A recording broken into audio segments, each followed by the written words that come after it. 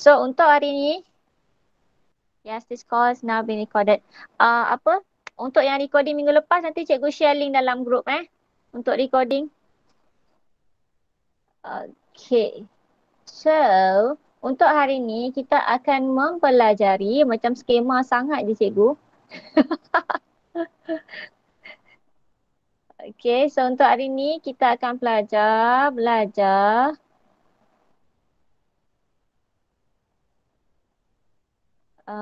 okay, teknik benda ni sangat penting teknik mengukur parameter kesihatan badan. Dan dalam topik ni mungkin cikgu akan tambah lagi satu benda. Oximeter. Siapa pernah dengar benda tu? Popular baru-baru ni. Pernah dengar? Oximeter. Tapi dalam ni tak ada lah. Cikgu just nak tanya je. Mengukur parameter kesihatan. Tahu tak oximeter tu apa? Ni yang kepik jari tu.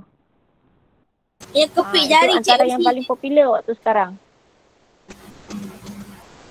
Yes, yang kepik jari untuk cek oksigen tu. Kalau dulu tak termasuk dah dalam silibus sebab oximeter ni kita guna untuk mengesan peratus oksigen dalam badan kita. Itu pun salah satu parameter untuk mengenal pasti ataupun mengukur kesihatan badan. Dan kalau dulu mungkin dia bukan satu keperluan, sekarang ni dah jadi macam satu keperluan untuk setiap keluarga yang dijangkiti oleh COVID-19. Benda ni popular lepas pasal apa? Pasal Siti Sarah kan? Cerita pasal Siti Sarah itu banyak dengar pasal oximeter ni. Sangat-sangat digalakkan untuk ada di rumah. So, cikgu rasa sebelum kita mulakan kelas, better kita baca doa dahulu dan kita baca sekali Al-Fatihah lah bagi mensedekahkan kepada Allahyarham. Allahyarhamah. Siti Sarah dan juga ahli-ahli keluarga yang telah ahli-ahli keluarga siapa-siapa lah yang dah menjadi mangsa kepada COVID-19 sebab semalam pun cikgu dah banyak dengar pasal kematian kenalan-kenalan lah yang positif ramai, yang meninggal pun ada. So sekarang ni varian dia sangat-sangat menakutkan. Okey, kita mulakan dengan bacaan doa dan Al-Fatihah dahululah. Bismillahirrahmanirrahim. Allahumma aftah alaina hikmataka wansyur alaina min khazaini rahmatika ya arhamar rahimin. Rabbi shrah li sadri wa yassir li amri wahlul 'uqdatam min lisani yafqahul qawli. Rabbi zidni ilman warzuqni fahman. Rabbi zidna ilman warzuqna fahman walhamdulillahi rabbil alamin. Bismillahirrahmanirrahim. Alhamdulillahirabbil alamin arrahmanirrahim maliki yaumiddin. Iyyaka na'budu wa iyyaka nasta'in ihdinas siratal mustaqim siratal ladzina an'amta 'alaihim ghairil maghdubi 'alaihim waladdallin. Amin. Cikgu baru ternampak dekat bahagian bawah ni tertulis sesuatu.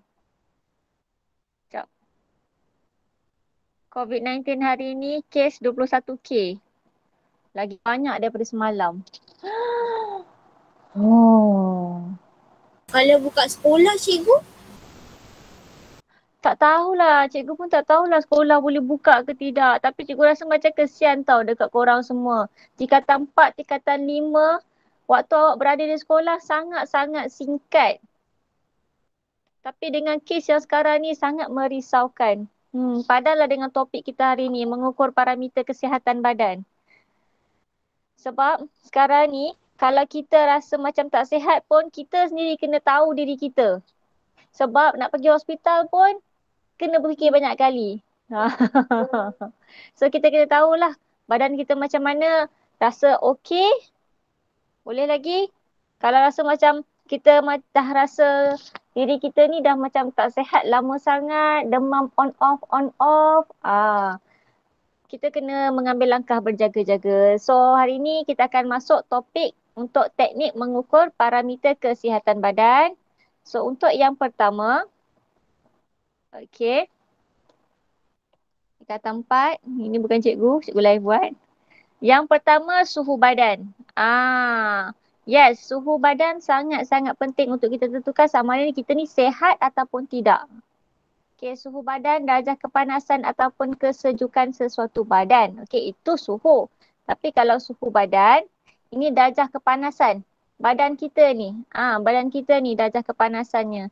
So, kita kena pastikan suhu badan kita sentiasa dalam julat suhu normal. Okey, berapa julat suhu normal manusia? Kalau kita cek suhu kita, okey, itu normal lagi. 35, 36 kot lah. Yes. Average dalam 35, 36. Paling tepat 37 lah. 37 tu kalau masuk dalam yang termometer dalam mulut tu lah. Kalau yang termometer yang tembak tu dak lah. Cikgu dah bawa kamera ke depan dah. Suhu badan memastikan bahan kita berada dalam tahap maksimum. Okey. So dekat sini kita ada beberapa jenis termometer. So termometer klinik lain Termometer klinik biasanya yang taruh dekat bawah lidah, yang taruh dekat ketiak. Okey, itu termometer klinik. So biasanya termometer klinik dia boleh cek julat suhu daripada 35 sampai 42. Itu yang basic lah. Tapi suhu badan manusia 37. Okey, itu normal lagi. Kalau termometer makmal, okey. Jangan suka-suka termometer makmal nak cek masuk dalam mulut itu paling bahaya. Sebab walaupun isi sama tau, dalam dia sama. Termometer ni isi dia yes merkuri. Tapi termometer klinik dia punya pembuatannya khas untuk klinik. Kalau termometer makmal memang kita guna untuk kegunaan makmal dan suhu untuk termometer makmal lebih tinggi. Kalau macam untuk termometer klinik, dia punya julat dia daripada 35 ke 42. Dan dia punya bacaan tu tak ada sampai kosong. Untuk termometer klinik tak ada yang sampai kosong punya. Ataupun sampai 100 darjah Celsius ke atas. Kalau termometer makmal, yes. Termometer makmal ada yang sampai bawah 0 darjah Celsius ataupun lebih daripada 100 darjah Celsius. Memang yes, dia akan lebih daripada 100 darjah Celsius lah sebab termometer makmal ni kita nak cek suhu bahan kimia, suhu larutan. And then kita ada termometer rektal. Okey, termometer rektal ni biasanya guna untuk baby. Dia cucuk dekat lubang dubur. Okey, ya dia mau cucuk dekat lubang dubur. And then yang paling popular kalau dulu kita jarang, susah gila nak jumpa tapi benda ni kita selalu jumpa dah sekarang. Termometer inframerah. So yang ini digunakan untuk menyukat suhu badan tanpa bersentuhan dengan badan. So memandangkan cikgu pun ada benda ni, cikgu nak tunjuk sebenarnya. Tak ada kerja. Sorry. Cikgu nak buka pintu. Cikgu nak buka pintu. Tapi mana? Sebelum ni cikgu buat tuition dekat rumah cikgu. Jadi tak nak cikgu kenalah sediakan benda ni. Sini nampak? Cikgu pun ada pistol ni juga. Time hari raya itu, kalau budak nak masuk datang beraya pun semua kena tembak dengan cikgu. Ada bateri lagi tak ni? Oh, ada lagi. Kabur dah. Okey. So, benda ni dia inframerah. Maksud inframerah ni, kita tembak macam ni, dia ada satu warna merah tau kat sini yang hala dekat kita punya badan. Contoh kalau ni. So, yang ini suhu badan cikgu 36.8. So, maksudnya cikgu normal lah. Cikgu alhamdulillah masih lagi sihat. So, ini termometer inframerah. Sama ke dahi dengan tangan? Tak sama. Ada yang kata boleh guna tangan kan? Tak sama. Tangan cikgu cek 36.5 kat dahi. Kat dahi tinggi sikit lah. Ada tempat lain ke yang selalunya kita guna benda ni selain daripada dahi dengan tangan? Kaki? Kau rasa kalau tembak kat kaki sama ke? Kau pernah cuba tu? Pernah cuba tak? Sekejap.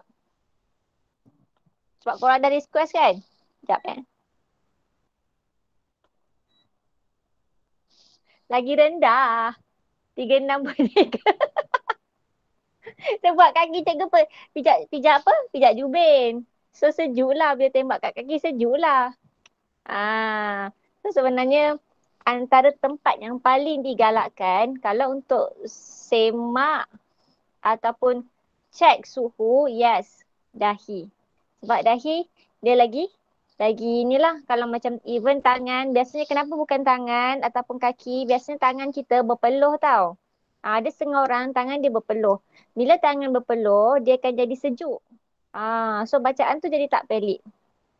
Okay, next. Okay, ni termometer klinik. Dia sikit-sikit lah cerita termometer klinik macam mana. Termometer klinik, selalunya kalau dia nak cek, sebelum dia cek, dia akan kibas-kibas. Kalau awak perasan lah doktor dekat hospital, dia guna termometer sebelum dia masukkan dalam mulut kita kan. Dia akan kibas-kibas dulu, tengok suhu, okay. So mesti bacaan tu, mesti bawah 35 darjah Celsius. Kenapa? Bila dia kibas-kibas macam ni, dia nak bagi suhu tu sama dengan suhu persekitaran. Okey, supaya dia tidak terganggu lah. So dia kibas-kibas dulu, lepas tu baru letak dalam mulut. Lepas tu doktor suruh kita kolom. Doktor suruh kita kulum benda tu lama sikit. Biar dia tengok jam. Okey. Okey, buka mulut. Dia ambil. So bila dia ambil je dia tengok. Okey. Demam ke tak demam? Selalunya macam tu. Okey, so nampak ni. So dia bagi letak dalam mulut 2 sampai 3 minit sampai dengan bunyi pip. Dah lah tu. So itu termometer klinik. Termometer klinik ada 2 jenis. Satu yang biasa punya, yang kita kena baca sendirilah, ataupun termometer yang digital. Termometer digital terus boleh keluar suhu dia. Yes, ada je doktor cek kat telinga. Telinga pun sama juga. Itu tengok keadaan lah macam mana. It's not a problem. Okay. Keluarkan termometer tersebut dan rekodkan bacaan suhu. Termometer yang sama ke? Yang pasti termometer kat mulut dengan termometer dubur tak sama. Orang gelak tengok. Yes. Kalau termometer tu macam kalau untuk baby, yes. Untuk baby kadang-kadang bacaan untuk kat mulut susah baby nak masukkan dalam mulut. So yang telinga ataupun dubur biasanya dia akan guna untuk baby lah. Tapi telinga payah sikit baby. Memang dubur je. Dubur ataupun letak bawah ketiak. It depends macam mana keadaan baby itulah. Okay. Next. Apa yang membezakan antara termometer klinik dengan termometer biasa yang kat makmal tu? Termometer yang dekat makmal, dia tak ada benda ni tau. Pencerutan. Okay. Pencerutan ni tujuan dia nak elakkan supaya merkuri tu turun dengan cepat. Supaya sempat kita nak tengok bacaan suhu tu. Sebab kalau kita dah masuk dalam mulut, kalau tak ada pencerutan tu kita keluarkan, doktor dah keluarkan daripada mulut, doktor nak tengok, takut nanti suhu tu dah turun. Ikut suhu persekitaran. Ini termometer klinik lah. Next, termometer makmal. Okey, termometer makmal tak sesuai sebab dia tak ada pencerutan tadi. Suhu akan turun dengan cepat. Bacaan jadi tak tepat. Dan orang tu demam tapi bila dia masuk keluar balik terus turun. Doktor cakap tak demam. Tak. Dia demam sebenarnya. Cikgu mengarut. Dia itu pentingnya termometer klinik. Berbanding termometer makmal. Kalau soalan tanya apa bezanya? Yang tadilah pencerutan tadi. Okey. Termometer makmal untuk menyekat suhu badan. Bacaan perlu diambil ketika termometer masih dalam mulut atau di bawah ketiak untuk memastikan bacaannya tepat. Tak apalah. So yang ini kalau awak just nak try, jangan try lah. Rasa tak sanggup cikgu.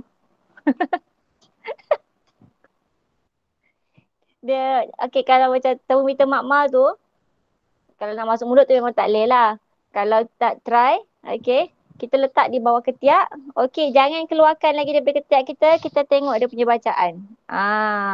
Itu boleh pakai. Kalau awak letak kat ketiak, okey, awak angkat, tengok. Tak valid dah. Okey. Next.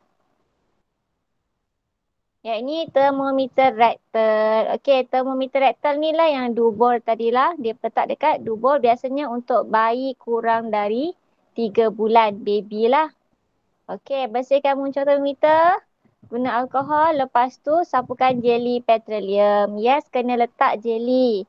Supaya senang nak masukkan. Kalau tak nanti boleh jadi apa? Kesat lah.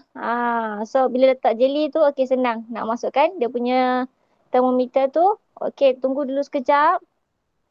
Angkat kaki bayi, masukkan termometer dalam dubur bayi kira-kira 1.5 hingga 2.5 cm. Kemudian biarkan termometer sehingga bunyi beep. Kalau untuk baby, yes. Untuk termometer boleh guna yang rektal punya. And then ada lagi satu ubat cacing baby yang masuk ikut bontot juga. Siapa tahu-tahulah. Dia yang macam apa botol mana pen cikgu? Alah kat sebelah ke pen dia? Sekejap. Cikgu guna jari je lah. Yang bentuknya macam ni. Macam ni. Dalam dia ada air. Lepas tu macam ni. Sama juga.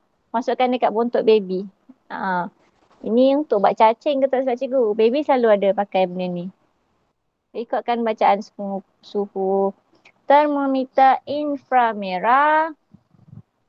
Okey, tanpa bersentuhan. Yang ini memang sangat convenient lah untuk keadaan sekarang sebab kita tidak boleh benda ni tidak memerlukan persentuhan. Okey. So jarak kira-kira 5 cm daripada individu, jangan halangkan termometer ke arah mata secara langsung atau tidak langsung. So kalau you nak ni, jangan tengok kat tengah-tengah ni. Biar je dia scan you punya kepala. And then jarak 5 cm daripada individu. So at least dia boleh baca dalam 5 cm. 5 cm tak adalah ni sangat. Kalau daripada jauh sangat takut dia terganggu oleh persekitaran. Ya. Dia boleh terganggu kepada persekitaran. Rekod bacaan suhu. Pembacaan suhu menggunakan termometer ini adalah sangat cepat. Yes, dia sangat cepat tapi dia punya ketepatan tu kurang berbanding termometer klinik tadi. Sebab dia cepat tapi ketepatan dia kurang sikit lah. Kemudian kita boleh tengok kat sini faktor yang menyebabkan suhu badan kita lebih daripada normal. Maksudnya jadi tak normal lah. So untuk yang pertama ni, jangkitan ni yes kita dah tahu dah daripada dulu sampai sekarang. Daripada tahun lepas sampai tahun ni. Jangkitan. Sama ada bakteria ataupun virus. Boleh jadi kedua-duanya. Bakteria ataupun virus. So virus macam sekarang ni COVID-19 lah. Kalau macam bakteria ni kalau kita silap makan ke, kita sakit perut ke, itu sakit perut kalau kita kena demam daripada apa yang melibatkan bakteria? Cikgu tak ingat lah. Ada demam yang melibatkan bakteria. So pun sama juga dia boleh mengakibatkan suhu badan kita lebih daripada normal. Kemudian yang kedua, terdedah kepada panas melampau. Yang ini boleh kena stroke haba. Selalunya yang kena stroke haba ni kalau orang yang kerja tengah panas. Kerja construction, kerja dekat tengah-tengah jalan. So dia sampai satu tahap dia rasa macam panas gila, dia boleh pengsan. And then kalau senaman. Senaman ni kalau senaman yang berat lah. Okay. Kalau macam setakat senaman ringan, so far tak ada masalah. Next, faktor mempengaruhi jangkitan. Terdedah kepada panas melampau. Suhu badan lebih normal, senaman. Okay, next. Kita nak cek kadar denyutan nadi. Normal tak normal kita ni? Kadar denyutan nadi. So, kadar denyutan nadi, sebenarnya kita ukur bilangan degupan jantung per minit. Dalam masa 1 minit, berapa kali kita punya kadar degupan jantung. Sekejap lagi cikgu nak semua buat Cuba try, cuba try. Okay. So, tempat-tempat ialah titik nadi. Okey, kita akan tengok kat mana titik nadi. Astagfirullahalazim. Kat mana titik nadi? So, apabila jantung berdegup, denyutan ini dihantar ke arteri-arteri ini dan boleh dirasai melalui kulit. So, biasanya doktor akan ambil bacaan nadi ni dekat pergelangan tangan sebab kat sini paling jelas dan juga menonjol. So, awak boleh cuba try. So, dekat sini ada banyak kawasan denyutan nadi yang biasa kita boleh rasa sebenarnya. Sama ada dekat kita punya pergelangan tangan. Pergelangan tangan dekat bahagian sini. Tepi sini. Okey. Kita boleh rasa denyutan nadi. Dekat sini. Lepas tu dia boleh jadi, kalau kita sakit kepala, kita akan sakit kepala kat tepi sini tau. So kat sini pun ada juga. Tapi tak sekuat dekat tangan. And then, dekat ni. Sini pun sama juga. Yang ini kuat sikit. Kat sini kuat sikit. Yang ini. And then, kita ada dekat ni. Kita punya pelipat siku ni. Dekat sini pun boleh. Dekat sini. And then dekat belakang lutut. Sini. Ini dekat bahagian belakang lutut. Ini dekat ankle. Buku lali. Yang ini dekat bahagian pangkal peha. Dan yang ini dekat bahagian hadapan kita punya kaki. So itu bahagian arteri sebenarnya di mana kita boleh check kita punya nadi. Okey. Cikgu rasa kita kena buat dulu sekejap. Dalam masa 1 minit, mana jam? Jam cikgu ada kat belakang. Okey, dah lebih kurang dalam masa 1 minit. Cikgu nak awak cuba. Kita senyap sekejap. Dalam 1 minit, cikgu nak awak cuba kira denyutan nadi awak. Boleh? Boleh pegang tangan masing-masing? Dekat sini. Okey, pegang. Sekejap. Cikgu kena... lupa pula. Cikgu ada je jam.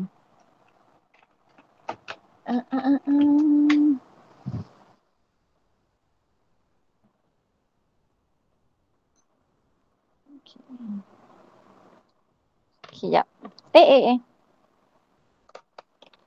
Cikgu sebut start. Awak start kira lah 1, 2, 3.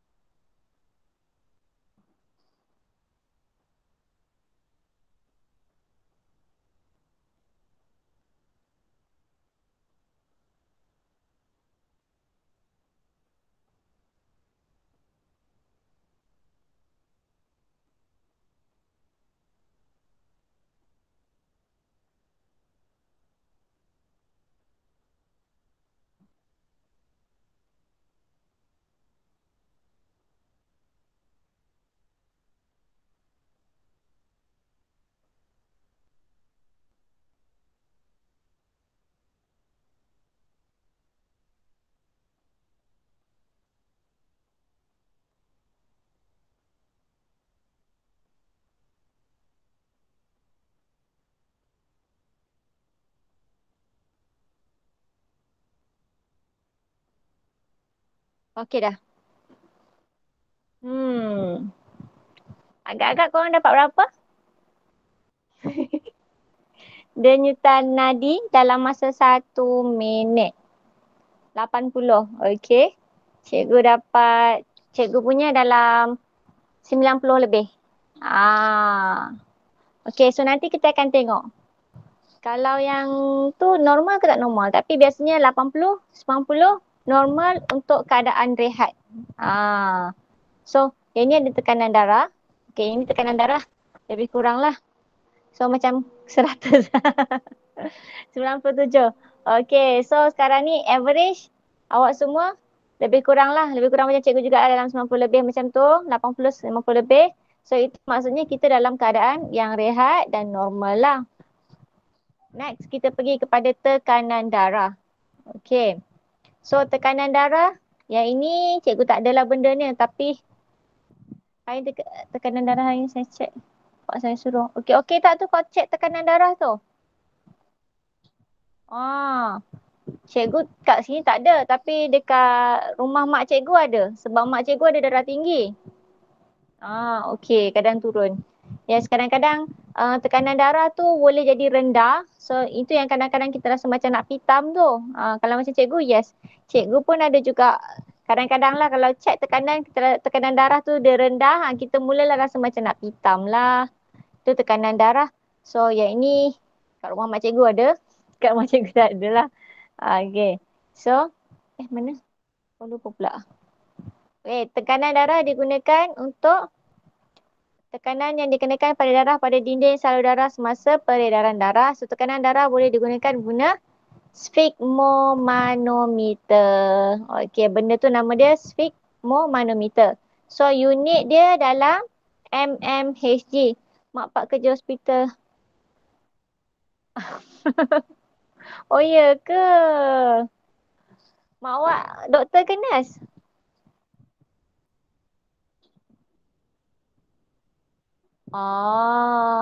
Okey. Sebelah rumah cikgu pun nurse. Dulu cikgu duduk dekat rumah sebelum ni, sebelah cikgu, sebelah rumah cikgu dia nurse. Husband dia doktor, sekarang ni sebelah rumah cikgu pun nurse juga. Ada yang hujung tu pun nurse juga. Ramai nurse kat sini. Kat area rumah cikgu lah. Cikgu tak boleh pisah dengan hospital. Nak buat macam mana. Tapi Alhamdulillah lah, sekeliling awak ada orang yang tahu pasal perubatan. Okay. Next. Tekanan darah. Okay. Kalau perasan dekat meter untuk tekanan darah ni dia ada dua bahagian tau. So ada yang ini SYS, DIA, yang bawah ni pulse lah. So apa beza tiga-tiga ni sebenarnya? Okay. So yang atas tu sebenarnya dia tunjukkan tekanan yang dikenakan pada dinding salur darah semasa otot jantung mengecut. Okay. So itu kita panggil sebagai sistolik. So yang bawah pula, yang itu pada keadaan jantung kita rehat. So itu diastolik. So dia ada dua keadaan lah. Yang satu, waktu otot jantung kita mengecut ataupun contoh macam kalau kita punya keadaan kita yang macam, macam nak cakap dinding salur darah semasa otot jantung mengecut ni, maksud kita bernafas lah. Okay. Kalau cikgu silap beritahu Cikgu takut cikgu silap. Sebab cikgu keliru sikit. Tapi yang untuk sistolik tu yes betul. Dia dalam keadaan kita rehat. Kemudian tekanan ni dinyatakan dalam mmHg sebab kat sini dia guna merkuri. Okey, merkuri digunakan dalam tolok tekanan pertama yang mengukur dengan tepat dan masih digunakan untuk unit piawai pengukuran sampai sekarang lah. Okey, pengukuran tekanan darah direkodkan sebagai sistolik per diastolik. Okey. Next. Bacaan tekanan darah. So bacaan tekanan darah ni mana yang normal?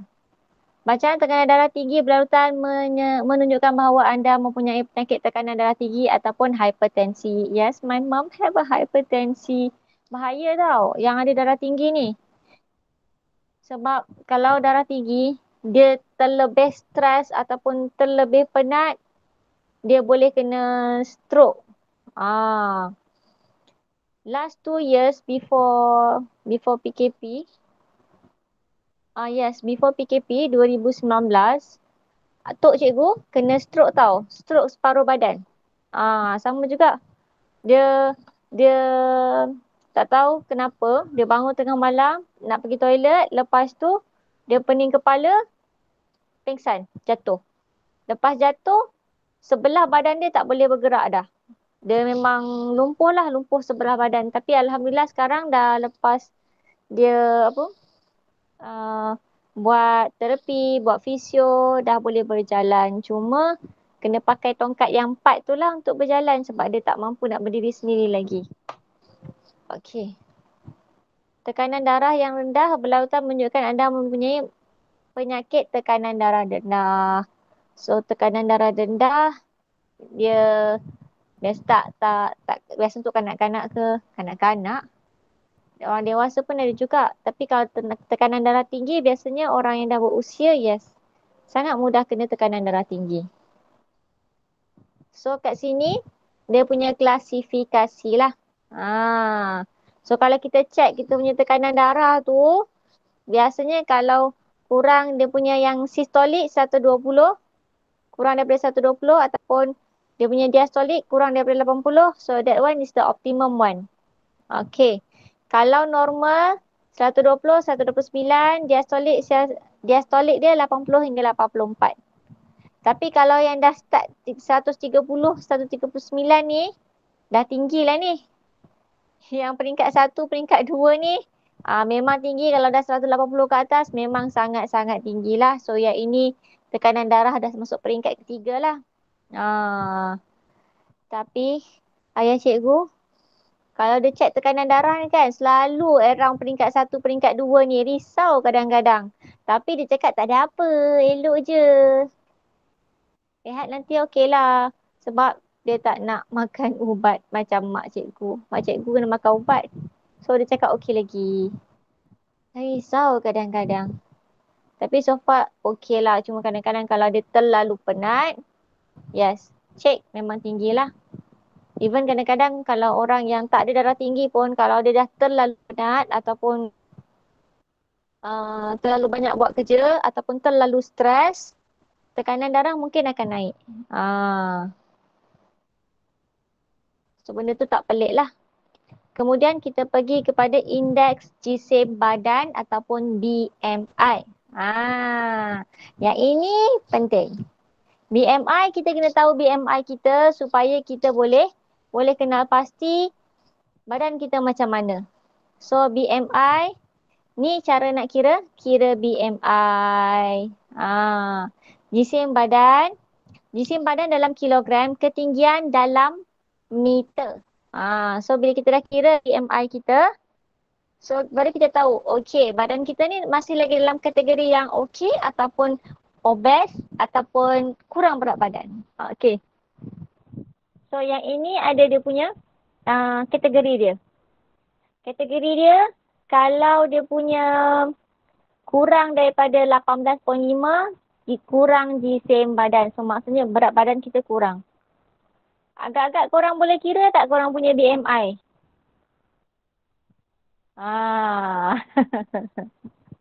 Boleh kira tak? Dulu masa cikgu sekolah menengah, cikgu tersangat kurus. Cikgu pernah kira cikgu punya BMI. That time cikgu punya BMI paling dia common adalah 14. So time tu memang cikgu sangat-sangat kurus.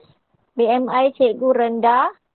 Dan bila berat badan kita rendah, dia jadi macam tak balance tau. Itu kalau berat badan kita terlalu rendah. And then, kalau dia lebih kurang 18.5 hingga 24.9, okey, ini jisim badan yang unggul. Kalau dah masuk 25 hingga 29.9, itu dah kira berlebihan jisim badan. Kalau 30 ke atas, ini dikira obes. Dah kira obes lah. So, awak boleh cuba kira awak punya BMI sendiri. Okey, cuba kenal pasti okey ataupun tak okey. Kalau tak okey, kita kena start mula jaga pemakanan lah. Exercise perlu, jaga pemakanan lagi penting sebenarnya. Sekejap Cikgu ada penimbang tau. Tapi kalau kat sekolah macam hari tu, kelas cikgu tingkatan 4, cikgu siap bawa penimbang tau. Pergi sekolah. Hehehe. Semua kena kira. Sekejap. Cikgu ambil cikgu punya penimbang. Tapi cikgu punya penimbang special sikit tau. Sekejap. Cikgu letak kat sini. Untuk balikkan cikgu punya kamera. Okay. So, ini cikgu punya penimbang. So, penimbangnya ini kalau timbang, dia boleh check sekali dengan kita punya peratus lemak dalam badan. So, rasa macam kalau cikgu pijak, sebab dah lama dah. Yang ni cikgu pegang sekali dengan ni mungkin berat sikit lah. Berat sikit lah. Yes. Dia akan keluar macam tu. Lepas tu dia loading. Lepas loading dia keluar peratus. Yang ni dia sekali dengan apa? Dengan apps kalau tak silap cikgu lah. Cikgu kena timbang tanpa pegang benda ni. Nanti tak valid lah. Cikgu rasa macam berat badan cikgu dah naik dah ni. Sekejap.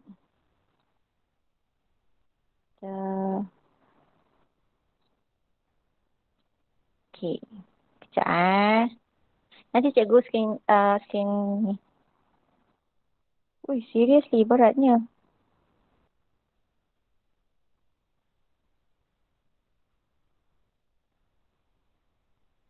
34 juga. Okay. So, cikgu stop share dulu yang dekat laptop.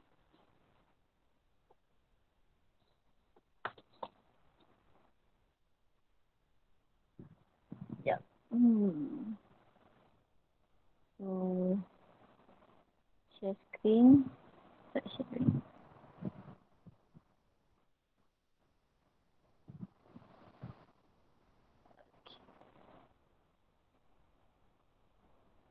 So, dia punya maklumat kan, kita akan jumpa macam ni tau. Mana? Dia akan keluar macam ni.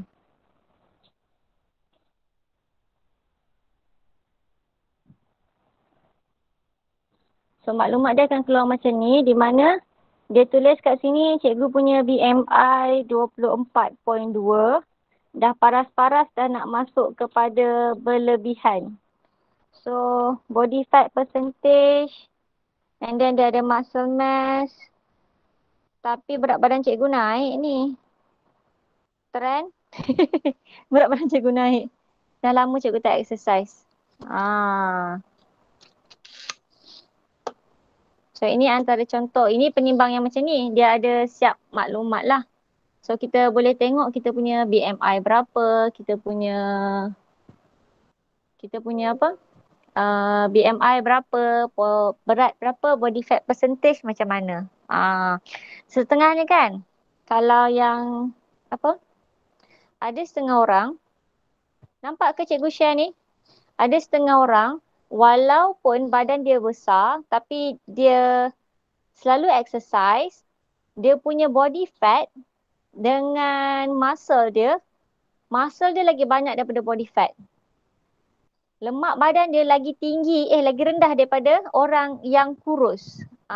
Sebab yang ini dia akan kira average badan kita. Average badan kita, tengok lemak kita dengan otot kita ni selari ataupun tidak. Ada orang badan dia macam tough. Tapi tu bukan lemak, itu adalah otot. Kalau macam cikgu, muscle cikgu dengan fat cikgu lebih kurang je. Macam kalau husband cikgu, muscle dia banyak, fat dia lagi rendah daripada cikgu. Tu beza je. Okey, kita sambung balik. Ada siapa-siapa ke boleh share dekat cikgu berapa BMI dia? Kalau tak nak share pun tak apa. Kalau share cikgu lagi gembira.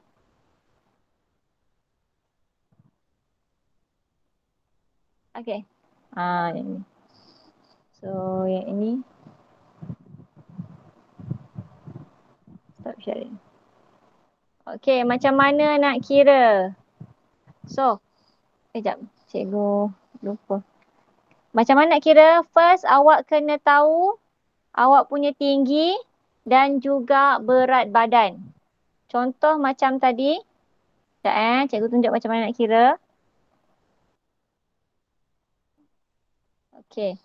Patah balik kat sini. Macam mana nak kira? Contoh macam tadi. Cikgu punya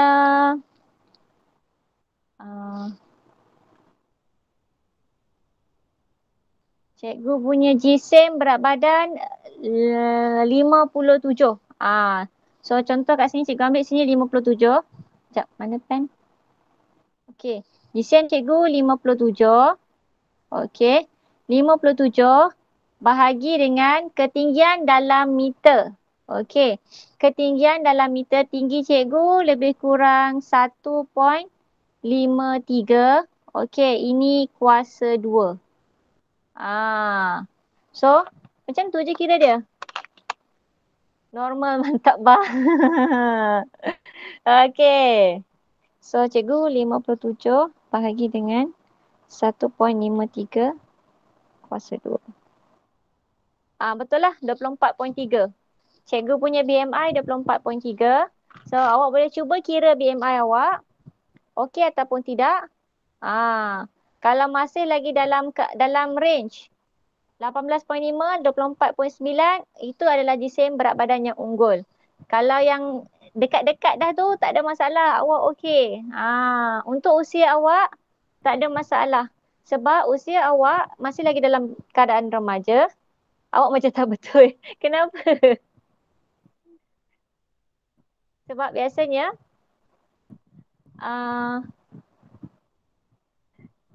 kenapa Yasmin?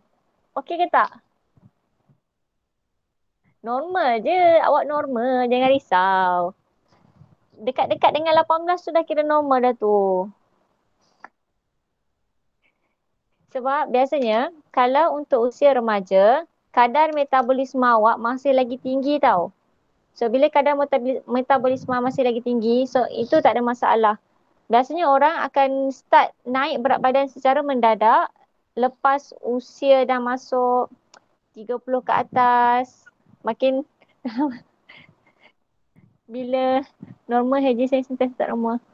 Kenapa tak normal?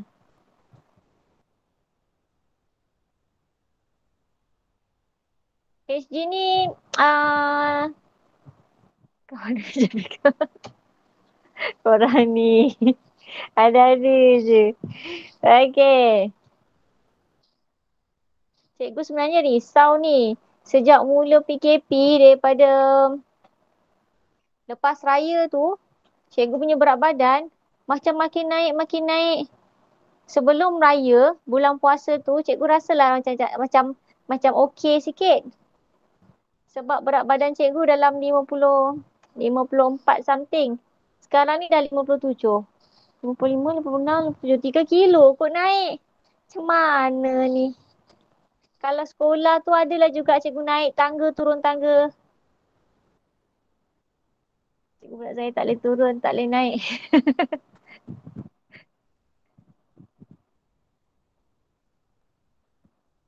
Kenapa? Oh, tak apalah tinggi awak naik. Sebab awak masih lagi boleh membesar. Cikgu dah tak boleh tinggi dah. Tinggi cikgu macam inilah sampai ke sudah. Macam ni je tinggi cikgu dah tak boleh naik dah. Sebab cikgu pun dah 30 lebih. Dah tak boleh naik. Tinggi tak boleh. Kembang ke tepi boleh. Tu yang bahaya tu.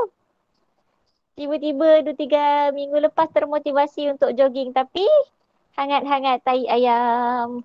Hai, sabar je lah. 168 nak tinggi. Tinggi awak. Tinggi. Oh. Tu tinggi juga. Aduh. Okay, tak apa. Kita tengok interpretasi indeks jisim badan. Okey, kalau berlebihan kita risau akan menyebabkan masalah kesihatan. Okey. Dia boleh menyebabkan penyakit yang serius macam darah tinggi, stroke, diabetes ataupun komplikasi sendi dan tulang.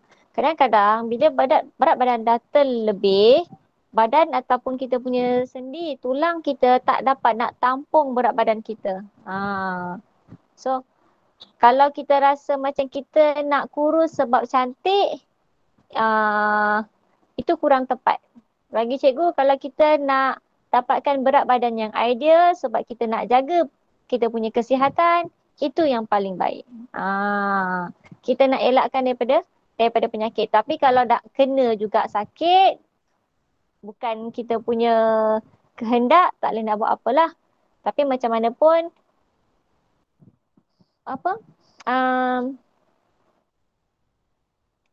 mengelak lebih baik daripada mengubati.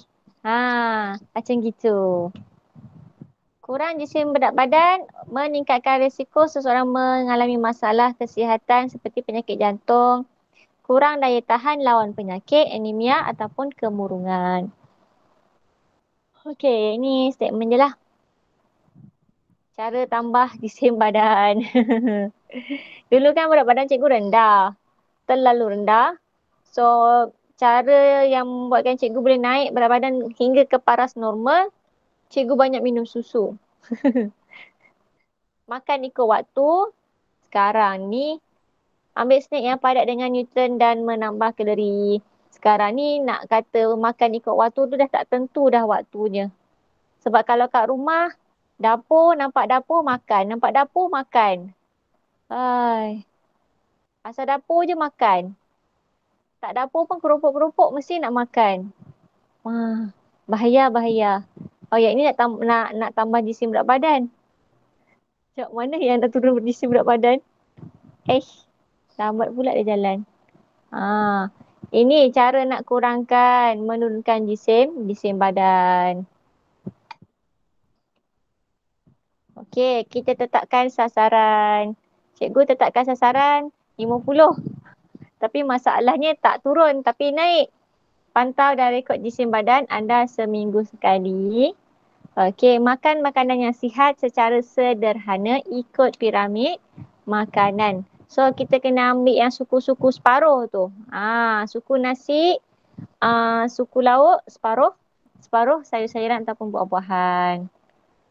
Okey, buat beberapa perubahan dalam cara pemakanan seperti mengubah cara penyediaan makanan, kurangkan makanan yang bergoreng sebenarnya. Okey, cara turunkan. Elak makanan tinggi lemak ataupun gula ataupun potong gula lah. Senaman sederhana seperti berjalan laju, berbasikal, berenang sekurang-kurangnya 30 minit 3 hari seminggu. Dapatkan sokongan daripada orang yang rapat. Janganlah buat tiba-tiba semangat, hari ni buat, esok buat, lepas tu tinggal sebulan. Lepas tu semangat balik, buat balik sehari dua, lepas tu rasa sakit kaki, tak buat dah. Cikgu cakap tentang siapa sebenarnya? Okay. So, the end. So, settle dah lah bab ni. Okay. So, dah 4:27. Kita akan cuba jawab beberapa soalan. Cikgu nak awak, cikgu akan kongsikan soalan. Cikgu share screen je lah. Mana Okay, cikgu tengok kat sini. Cikgu share screen daripada handphone sahaja. Sebab apps ni dekat handphone cikgu. Kita tengok soalan sedikit sebelum kita habis kita punya kelas hari ni. Sebab cikgu tak jumpa soalan quizzes yang bersesuaian. Okay. Share screen.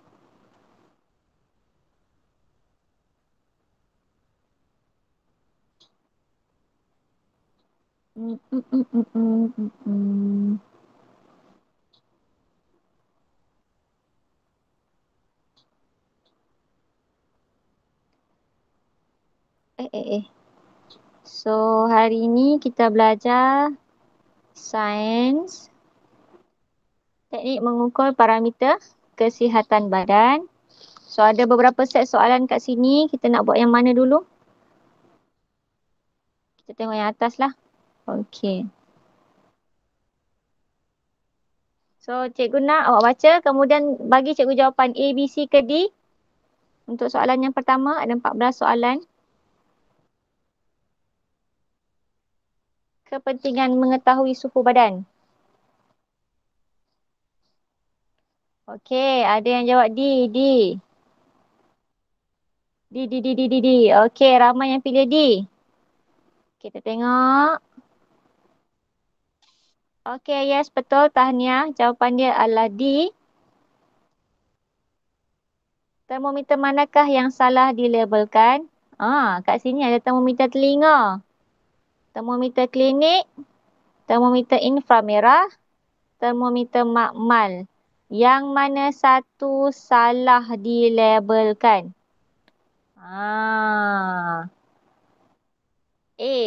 Ramai yang pilih A ni.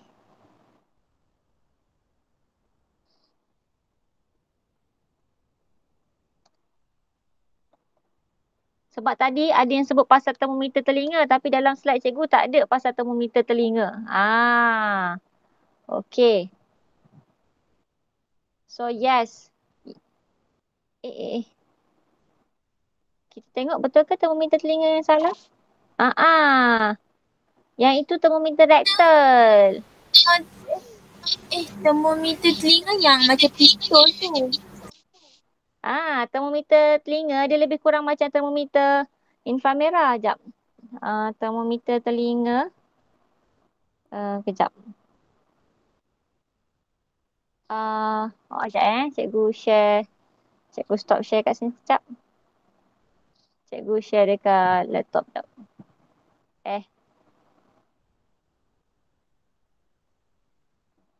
Screen. Termometer telinga macam ni. Nampak? Dia lebih kurang macam termometer inframerah. Tapi dia punya muncung tu kecil sikit. So ini termometer telinga.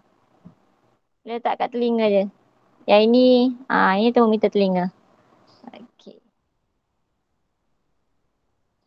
Kembali kepada soalan.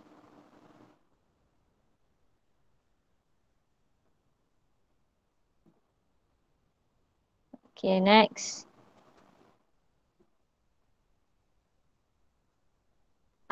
Soalan tanya, kenapa tak guna termometer makmal masa periksa suhu badan baby?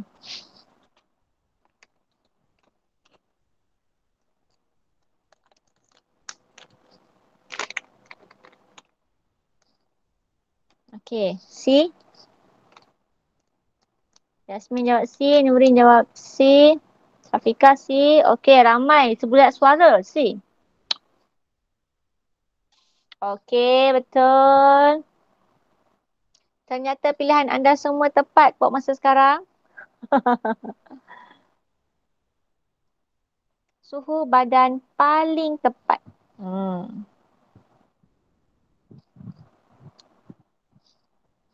Paling tepat. Ini dia cakap paling tepat ni.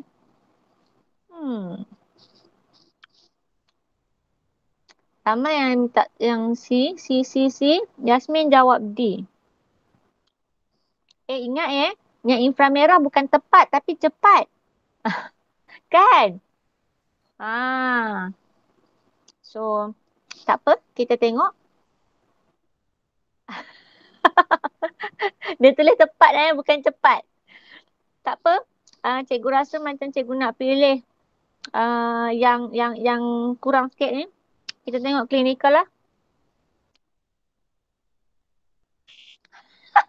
Semua salah. Termometer rektal. Okay. Termometer rektal yang masuk kat dubur tu. Okay. So next. Berkaitan dengan wabak.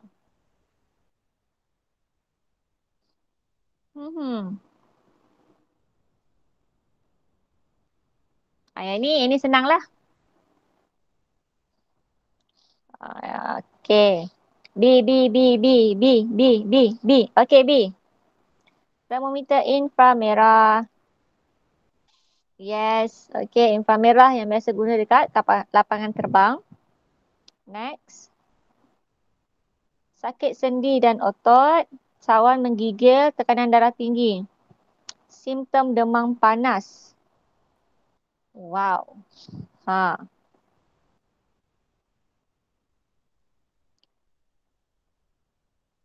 Agak-agak dia start dengan yang mana? Antara berikut yang mereka simptom demam panas. Okey, ramai jawab B W, X dan B. W, X dan Z. Tekanan darah tinggi. Okey, tak apa. Kita tengok B. Jawapan sebenar adalah W, X dan Y. Tekanan darah tinggi ni kalau lebih makan garam. Ataupun makan benda-benda yang macam boleh menaikkan tekanan darah. Kalau macam demam, ada setengah demam, dia boleh mengakibatkan sakit otot dan sendi. Yang sawan ni biasanya kena dekat baby tau. Baby kalau demam panas, boleh sampai sawan, dia tarik sampai ke otak, budak tu boleh, itu macam kalau, siapa pernah dengar lah, kalau baby, dia kena demam panas waktu kecil, dia boleh jadi Down syndrome. Sebab demam yang terlalu panas, dia boleh mengganggu fungsi otak. Dan kesannya sampai ke sudah. Itu bahaya kalau demam panas lah. Kalau macam demam panas, boleh jadi kita sampai menggigil, sawan. Itu biasanya baby lah. Untuk dewasa, kurang sikit. Baby selalu. And then kalau sakit otot dan sendi, sakit otot dan sendi ni ada setengah demam, macam chikungunya, dia boleh mengakibatkan sendi. Sakit sendi dan otot. Kemudian, soalan seterusnya. Ini senang.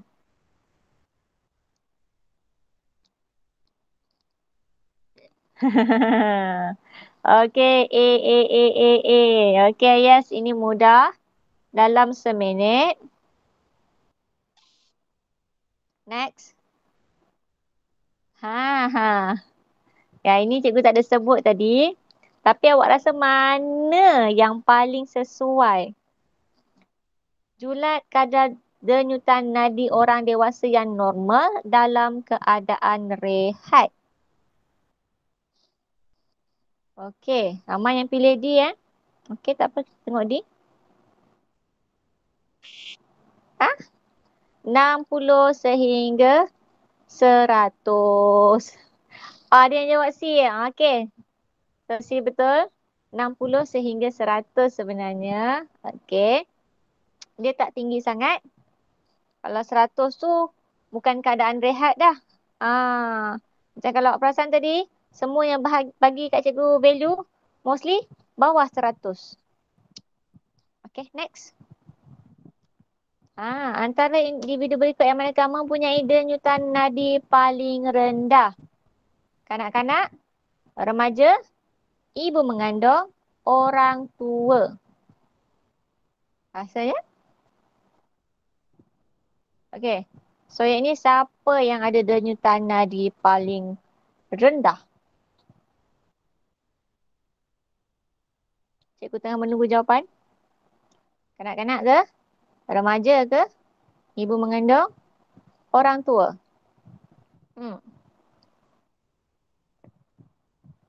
Okey, ramai pilih D. Orang tua. Okey, kita tengok orang tua. Okey, yes, betul. Orang tua kadar denyutan nadi dia paling rendah berbanding kanak-kanak. Kanak-kanak dia kalau ikutkan antara semua tu, rate paling tinggi adalah kanak-kanak tau. Sebab kalau untuk kanak-kanak, even diorang punya pernafasan pun lagi laju daripada orang dewasa. Sebab kanak-kanak jantung diorang lagi kecil tau. Bila kanak-kanak jantung diorang kecil, diorang perlu pump lagi cepat berbanding orang dewasa supaya oksigen cepat sampai dekat badan. Next. Tidak mempengaruhi kadar denyutan nadi. Ada satu jawapan yang memang tak masuk. Okey. Ramai yang jawab D. Okey. Kita cuba warna pakaian. Okay, warna pakaian. Warna pakaian tak mempengaruhi kadar denyutan nadi. Next. Fungsi alat ditunjukkan di atas. Okey, yang ini. Untuk apa? Tekanan darah, suhu, jisim, BMI. Senang. Okey, A. Okey. Confirm. Yes, betul. Next, kita ada 3 soalan lagi. Oh, yang ini pun cikgu ada sebut tadi. Disebabkan oleh tekanan darah yang tinggi. Okey, good. Good. Okey, semua jawab stroke. Lama slow internet connection. Okey. Yes, betul. Stroke. Next, soalan nombor 13. Ada 2 soalan lagi sebelum kita habis. Penyakit berisiko dihadapi oleh individu yang mempunyai BMI melebihi julat normal.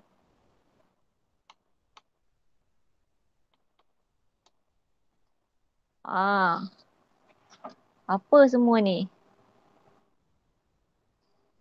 Kita ada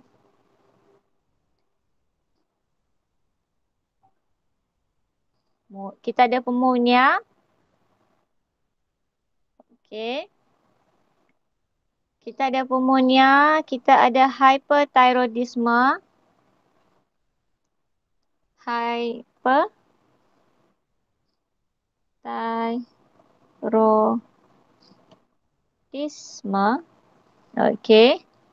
Osteoporosis dan tekanan darah tinggi. So yang ini. Okey, yang ni ramai jawab D tekanan darah tinggi. Okey, yes, betul. Tekanan darah tinggi. Osteoporosis berkaitan dengan tulang. Pneumonia ni berkaitan dengan jangkitan. Jangkitan pada kita punya salur pernafasan. Kalau hypothyroidisme ni berkaitan dengan bila seseorang tu dia punya kadar hormon thyroid tu terlalu tinggi dalam badan. Next, soalan terakhir. Kurus semangat. Soalan yang terakhir.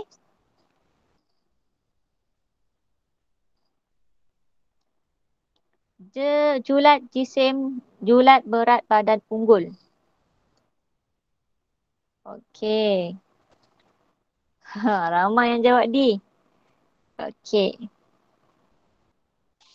Okey, Alhamdulillah. So far tak ada masalah. Cikgu rasa awak semua menumpukan perhatian, dapat jawab soalan dengan baik. Alhamdulillah. Okey, cikgu rasa sampai sini dahululah kita punya kelas untuk hari ni. Stop sharing. Okey. Mana pergi? Oh ni. Okey, so sampai sini dah. Dah isi attendance lah. Siapa yang belum isi attendance tadi, boleh isi? Okey, kalau dah isi attendance, sampai sini dahululah kita punya kelas untuk hari ni. Kita jumpa lagi minggu hadapan. Terima kasih, Cikgu.